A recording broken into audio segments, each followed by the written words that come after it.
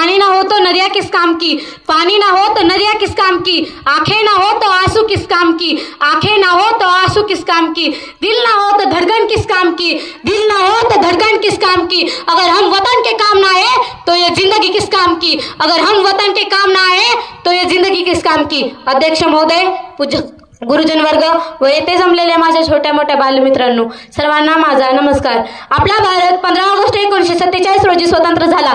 त्यानंतर तो देश चालवण्यासाठी कोणत्याच कायद्याची सत्ता नव्हती आणि कोणत्याच व्यक्तीची नेमणूकही केली नव्हती।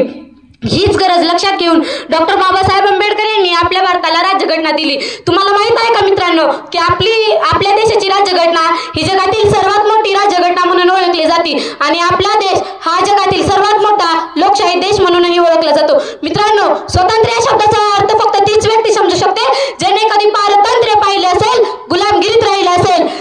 स्वातंत्र्य या शब्दाचा अर्थ फक्त तीच व्यक्ती समजू शकते ज्याने कधी पारतंत्र्य पाहिले असेल, गुलामगिरीत राहिले असेल। मित्रांनो, आपण तर खूपच नशिबान आहोत। मित्रांनो, आपण तर खूपच नशिबान आहोत की आपण या स्वतंत्र भारतात जन्मलो। त्या बाकीच्या अडीअडचणी, पारतंत्र्याच्या, गुलामगिरीच्या वेड्या आपल्या हातात नाहीत घेतल्या गेल्या, म्हणून आपण खूपच नशिबान आहोत।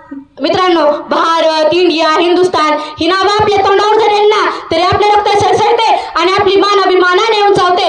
जेव्हा तो तिरंगा आपल्या समोर फडकत असतो ना, तेव्हा प्रत्येक भारतीयाच्या मनातील ती भावना, तो आदर्श पाहण्यासारखाच असतो। मित्रांनो, शहीदों का सपना जब सच हुआ, हिंदुस्तान तब स्वतंत्र हुआ। शहीदों का सपना जब सच हुआ, हिंदुस्तान तब स्वतंत्र हुआ।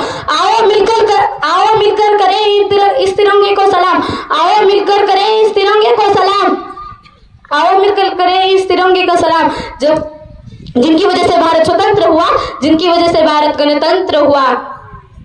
जय हिंद, जय भारत।